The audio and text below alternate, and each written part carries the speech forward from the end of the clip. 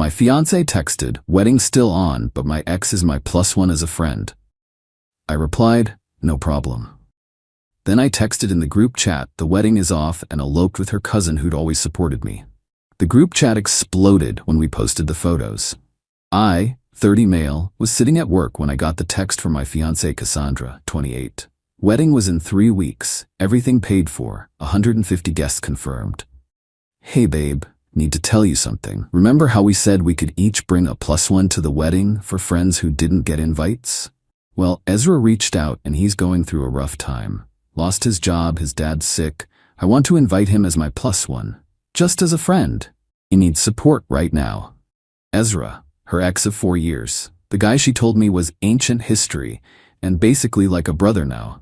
I stared at my phone for a solid minute, then typed, "No problem." She immediately called.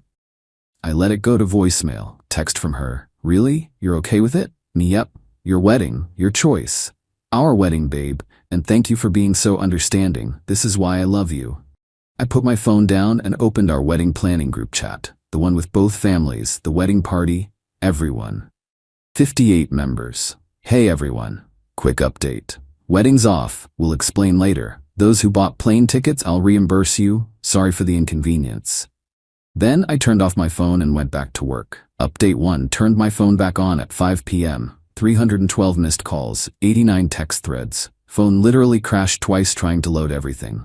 The group chat was nuclear. Some highlights. Cassandra, "What the hell?" Kyle, "This isn't funny." Her mom, Patricia, "Kyle, sweetie, what's going on? Is this a joke?" Her dad, Robert, "Son, whatever the issue is, we can work through it." My best man, Diego, "Bro, what happened?" Her maid of honor, Tiffany, "Kyle, you're being dramatic. Whatever Cass did, this is an overreaction." But here's the interesting part. Cassandra's cousin Luna, 26, private messaged me. "Finally, good for you. She's been texting Ezra for months. I tried to warn you but didn't know how. If you need anything, I'm here." Luna and I had always been cool. She was the black sheep of Cassandra's family. Tattoo artist, no filter, called people on their BS. She'd made a few comments about Cassandra being exhausting, but I thought it was just family drama. I texted her back, "Thanks. Wanna grab coffee tomorrow and fill me in?" "Absolutely. And Kyle? Check her iPad. The messages sync." I drove home. Cassandra's car wasn't there. Good. Her iPad was on the coffee table. I knew the password, her birthday, because she's that basic. The messages with Ezra went back 8 months. 8 months. Not explicit, but definitely not just friends. Lots of "I miss us" and "remember when we," and "Jordan doesn't get me like you did." "My name's Kyle, Tabu." She was texting him about some other dude named Jordan while engaged to me. Turns out Jordan was her work friend who she was also stringing along. The latest thread was about the wedding. Ezra, "I can't believe he said yes to me coming." I know, right? He's so trusting. It's actually kind of pathetic. "You sure you want to marry him?" "The wedding's already paid for. My parents would kill me. Plus he's stable. Good job, nice apartment. After we're married for a year or 2, we can figure out us." I screenshot everything. Emailed it to myself, backed it up to 3 different clouds. Then I packed a bag and left. Went to my buddy Diego's place. Told him everything. He poured me a whiskey and said, "Bro, you handled that better than I would've. I'd have burned everything down." Oh, I'm not done yet. Update 2. Met Luna for coffee. She came with receipts. Receipts. Turns out this wasn't Cassandra's first rodeo. She'd done this to her college boyfriend too. Got engaged, kept her ex around, then left the fiancé at the last minute for the ex. But the ex didn't want her back, so she played victim.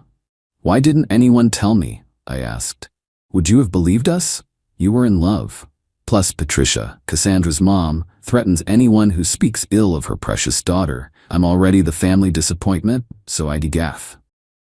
Luna also told me that Cassandra had been telling people I was controlling and jealous to pre-explain why I might react badly to Ezra coming. Setting the narrative. "She's going to paint you as the bad guy," Luna warned. "Let her try." We talked for 3 hours. Luna's actually hilarious and smart, and she'd been in my corner this whole time without me knowing. She showed me texts where she defended me to the family when Cassandra complained about stupid stuff. That afternoon, Cassandra's mom called me. Finally answered. "Kyle, sweetheart, Cassie explained everything. This Ezra situation is just a misunderstanding. You're really gonna throw away 3 years over jealousy? Patricia, I have the messages. She's been emotionally cheating for 8 months and planning to use me as a stability placeholder. All couples have rough patches. She called me pathetic for trusting her. Silence. Even so, the wedding is in 3 weeks. Do you know how embarrassing this is for us? We've spent $30,000. I offered to reimburse people. That's not the point. Cassandra is devastated. She's been crying for 3 days. Good. I hung up. Then I get a text from Luna. Family meeting at Patricia's tonight. They're planning an intervention for you, just FYI. Thanks for the heads up. Want to do something fun instead? There's a tattoo convention downtown. I thought about it for maybe 2 seconds. Pick me up at 7. Update 3. So Luna and I went to that tattoo convention.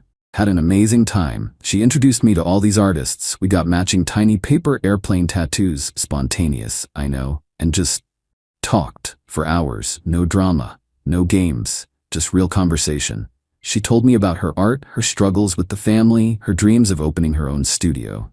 I told her about feeling like I'd been performing the role of perfect fiancé for so long I'd forgotten who I actually was. You know what you need? She said, to do something absolutely insane. Something the old Kyle would never do. Like what? I don't know. Quit your job. Travel the world. Elope with someone random. We both laughed. But the seed was planted. Meanwhile, Cassandra went DEFCON 1. She showed up at my work. Security had to escort her out. She told everyone I was having a mental breakdown and she was trying to save me from myself. She got her friends to blow up my social media saying I was abusive and controlling. Posted photos of us with captions like, "I gave you everything and you threw it away over your jealousy." Then she made her critical error. She posted in the wedding group chat, "For those asking, Kyle's jealousy and control issues have finally shown their true colors. He's thrown a tantrum because I wanted to help a friend in need. I'm sorry you're all affected by his instability. Ezra has been nothing but supportive through this difficult time." I posted the screenshots, all of them, 8 months of messages. Her calling me pathetic, her plan to use me, everything. The group chat went silent for exactly 3 minutes. Then, my mom, "Oh honey, I'm so sorry." Diego, "Cassandra, this is messed up." Cassandra Marie, "Is this real?" Even Tiffany, "Cass, girl, this ain't it." But the best response came from Luna, who posted, "Shocking. Absolutely shocking. Who could have seen this coming? Oh wait, everyone who knows Cassandra's history. Remember Tyler from college, Cass? Same playbook." Cassandra left the group chat. Patricia texted me privately, "You've humiliated our family. This could have been handled privately." Your daughter humiliated herself. I just provided evidence. Then Luna texted me, "Want to get out of town for a bit? I know a great place in the mountains." Update 4. Luna and I went to the mountains. Just as friends, honestly. We needed to clear our heads. But something shifted during that trip. We talked about everything. Life, dreams, fears, the absolute dumpster fire that was my almost wedding. She told me how she'd had a crush on me since I first started dating Cassandra, but never said anything because you don't do that to family. But watching Cassandra treat me like trash for 3 years had been killing her. "You deserved better from day one," she said. "He just couldn't see it." We were sitting by a lake, watching the sunset, and I just kissed her. Probably stupid, definitely complicated, but it felt more real than my entire relationship with Cassandra. "This is insane," she said. "My family will lose their minds." "Yeah. Want to make it worse?" "What do you mean?" She grinned. "There's a courthouse 20 minutes from here." I stared at her. "You're not serious." "Why not? We've known each other 3 years. You're single. I'm single. We actually like each other. Plus imagine Cassandra's face." "That's a terrible reason to get married."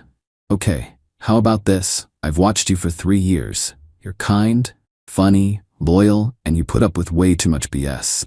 I've been in love with you since you helped my grandmother move apartments without being asked. You just showed up with a truck and pizza. That's who you are."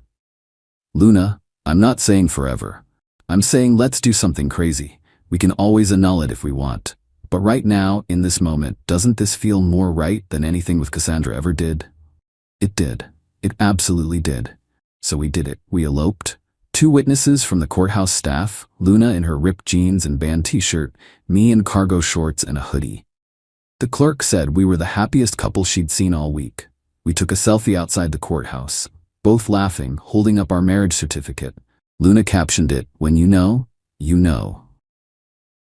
We posted it to the group chat. The chat exploded. Update 5. I had to mute my phone. It was literally overheating from the notifications.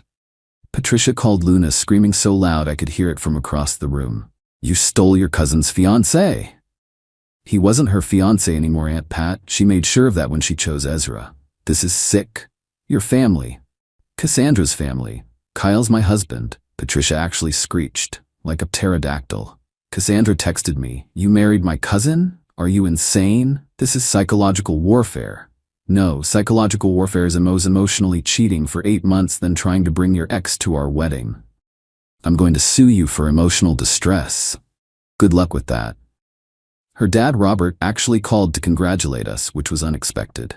I'm disappointed in how Cassandra handled things. Luna's a good girl. Treat her right. I will. Also, Cassandra's moving back home. She got fired. Fired? Why? She was apparently involved with 3 different coworkers. HR found out when she tried to list them all as emergency contacts. I couldn't help it. I laughed. But the best reaction came from Ezra, who messaged me. "Dude, I had no idea she was playing me too. She told me you two were basically separated. I'm sorry. You still showed up knowing she was engaged. Fair, but marrying her cousin? That's savage.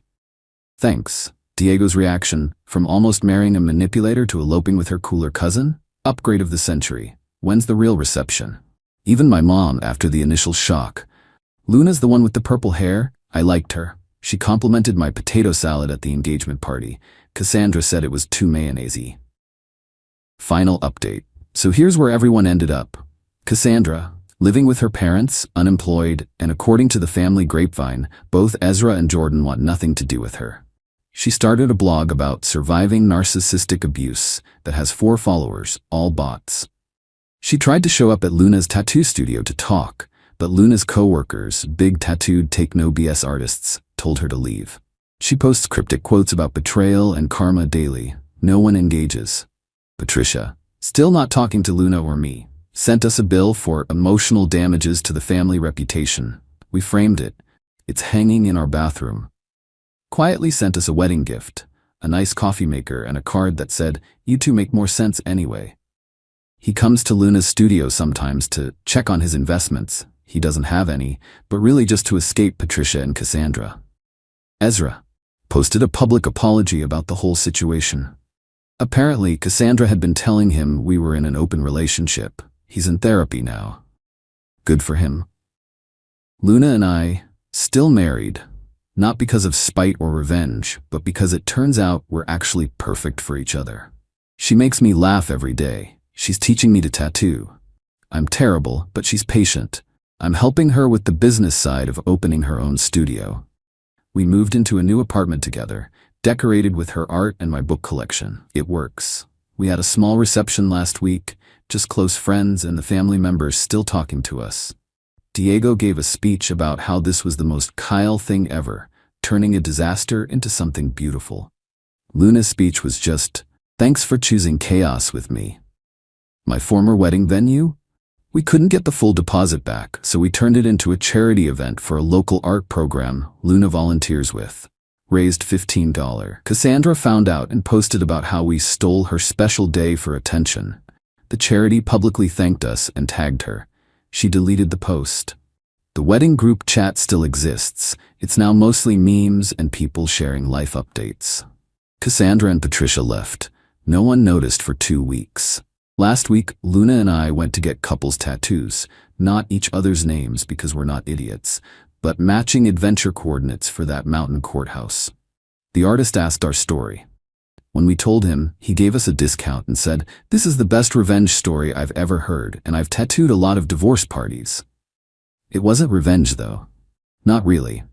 It was just choosing happiness over performance, choosing real over fake, choosing someone who had my back over someone who stabbed it.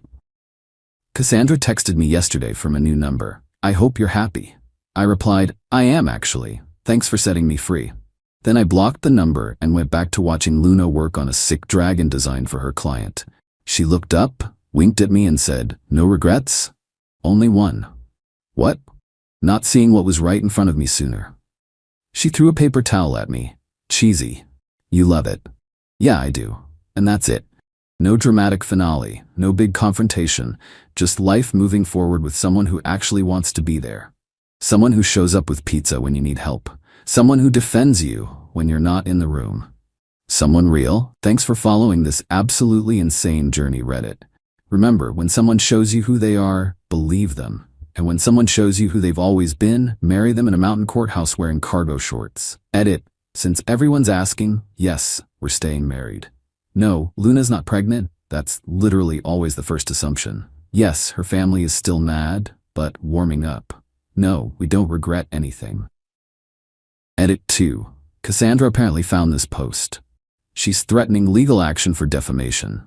My lawyer, yes I have one now, laughed for a solid minute. Truth is an absolute defense, Cass. Edit 3. Luna wants everyone to know her studio opens next month. She's offering a discount to anyone who mentions this story. She's calling it the Choose Chaos Special. I love this woman.